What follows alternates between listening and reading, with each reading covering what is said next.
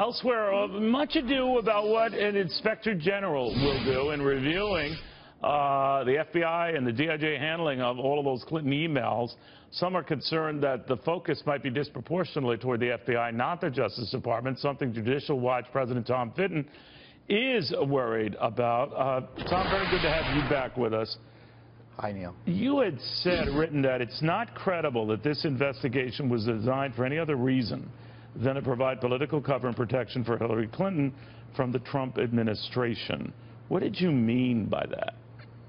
What it means is it diverts the resources of the FBI and anyone in the Justice Department involved in the investigation away from investigating what they need to be investigating as it relates to the Clinton emails, some investigations which supposedly are ongoing, and it changes all of that into, we got to protect ourselves because we got the IG asking questions.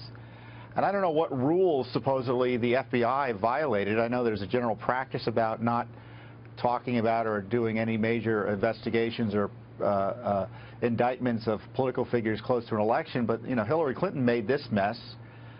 So, you know, I'm not a big fan of Mr. Comey, but let's be clear here. This is a very peculiarly timed investigation that reeks of politics. Frankly, it reminds me of the so-called Russian hacking investigations, where there may be a kernel of truth that needs to be looked at, but the focus and the timing and the conclusions that are being drawn by the establishment are way out of line and really designed more to hurt President Trump than get at the truth. Well, we don't know that yet, Tom. Hope springs eternal, but I guess this Inspector General is a Democratic appointee, right? Who was he appointed by? Barack Obama? He's a Democratic appointee. Why is he announcing an investigation of this import a week before? And how does that work? His job?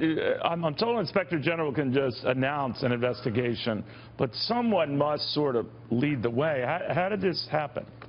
Well, it will presumably continue unless the new Attorney General squelches it, and that's going to be a political firestorm if he squelches it. If there's anything to be done, it needs to be expanded, and if it's to be made credible to whether or not there was improprieties, well, which is quite evident, and most people looked at it, between the meeting of Loretta Lynch and Mr. Bill Clinton. But your fear is that there's going to be a disproportionate amount of focus on the FBI, not on the Justice Department, not on Ms. Lynch and what she did or didn't do, what she communicated or didn't communicate, right? And what the Justice Department did or didn't do in terms of helping Hillary Clinton. Look, I could look at what Comey did and look at it as improper intervention in the election in a way that helped Hillary Clinton. Interesting. He recommended no indictment despite what the law says. Why is the IG not looking at it in that regard?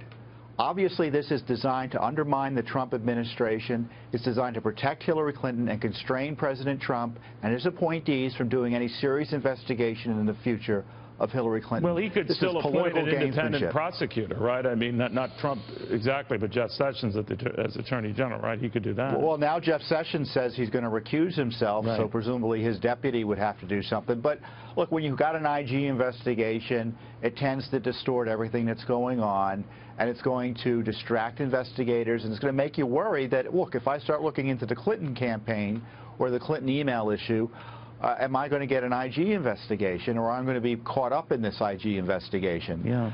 Look, if it was serious, they would have been broader, and it would have been announced much sooner than just a week before this guy probably was going to lose his job. The president, that is Barack Obama, could intervene and before the week is out, pardon Hillary Clinton, right?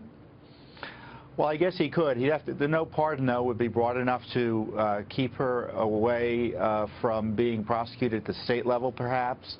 Certainly, we've got civil litigation and Freedom of Information Act litigation, which is ongoing, and that isn't going to be changed by a pardon. We're still going to want to get the emails, and a pardon isn't going to help her at all in that.